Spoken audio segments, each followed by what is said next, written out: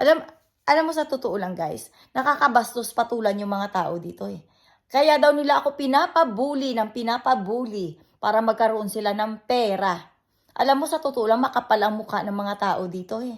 Hindi ako pinanganak ng nanay ko para buli-bulihin nyo. First, yung taong binubuli nyo, hindi bobo gaya ng kwento nyo. Sa kapwa uwak nyo, uwak pagdating sa pera.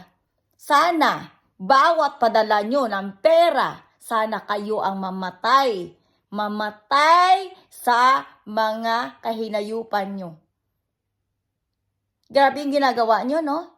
Nakakatulog pa kayo sa gabi sa kabila ng kadimunyuhan nyo.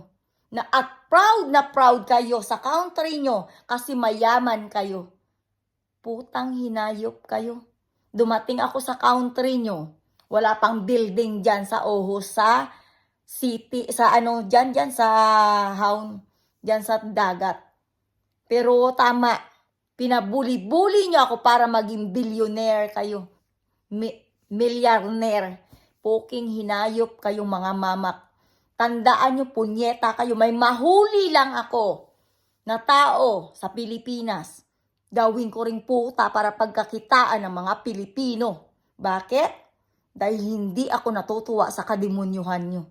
Lahat ng kadimunyuhan na ginawa nyo sa akin ay hindi nakakaaya, hindi nakakatuwa at hindi nakaka-inspire na tumira sa country nyo. Hindi ako pinanganak ng nanay at tatay ko para ipabastos nyo. Ang pamilya ko ay ginagalang sa Santa Cruz, sa Pilipinas.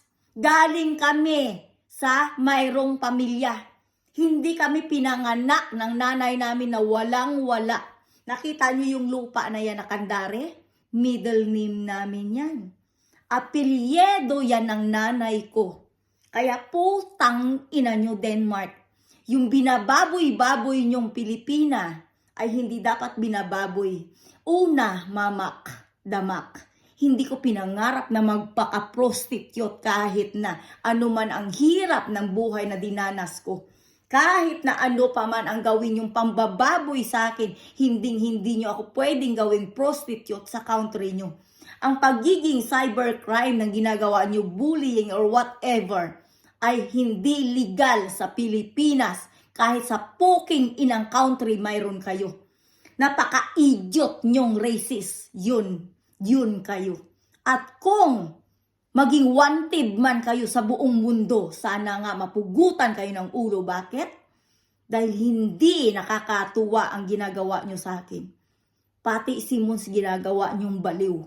Pati si Mons ini-experiment nyo ang utak. Pati si Mons na iirita sa inyo, yun ang totoo. Diba? At pinipilit nyo na maging asawa ko pa rin si Mons kahit na ex ko na lang. Bakit?